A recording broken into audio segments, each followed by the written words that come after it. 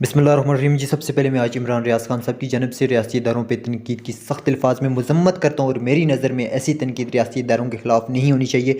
आज इमरान रियाज खान साहब की जानब से एक ट्वीट सामने आया जिसमें उनका कहना था कि DGISPR और DGISI की प्रेस कॉन्फ्रेंस अरशद शरीफ शहीद के पोस्टमार्टम के अगले दिन तदफीन से बिल्कुल पहले हुई, जहाँ वो कीनिया पुलिस के मौक़िफ़ पर इन्हिसार करते रहे।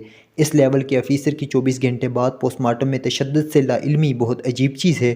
कई सवालात जवाबों की तलाश में हैं।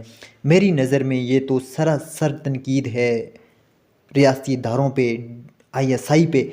मैं कहता हूँ हमारी इंटेलिजेंस एजेंसी दुनिया की नंबर 1 इंटेलिजेंस एजेंसी है। मैं भी नहीं कहता ये, बल्कि दुनिया कहती है कि हमारी ISI दुनिया की नंबर 1 इंटेलिजेंस एजेंसी है। और इमरान रियाज खान साहब कह रहे हैं कि इन्हें कुछ पता ही नहीं है, वो कीनिया के पुलिस के मौक़िफ़ पर इन्हिसार करते रहे। यार इमरान रियाज खान साहब, आप होश की नाकल लें, अपनी फ़ौज के ख़िलाफ़, अपने रियासती इदारों के ख़िलाफ़ ऐसी पोस्टें न लगाएं। मैं मानता हूँ आप एक बहुत बड़े सीनियर सहाफ़ी हैं, एक जर्नलिस्ट हैं। आज आप फ़ौज के ख़िलाफ़ ऐसी पोस्टें लगाएंगे तो हमारी फ़ौज का क्या होगा?